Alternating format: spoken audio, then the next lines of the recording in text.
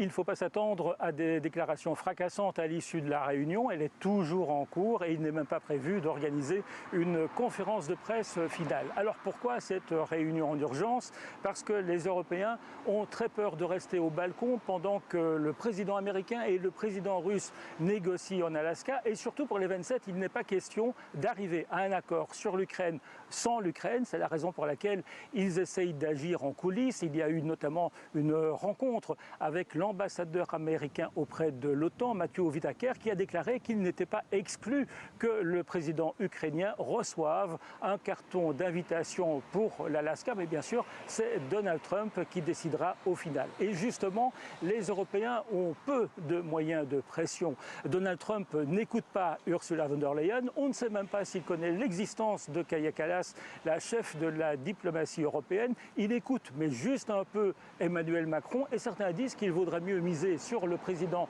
finlandais qui, lui au moins, joue au golf avec Donald Trump. En fait, le scénario redouté par les Européens, c'est que Donald Trump, qui a mis la pression sur Vladimir Poutine ces derniers temps, finisse quand même par être séduit par les conditions de la Russie. Et on sait que Donald Trump est prêt à tout pour obtenir la paix et surtout pour obtenir le prix Nobel de la paix dont il rêve.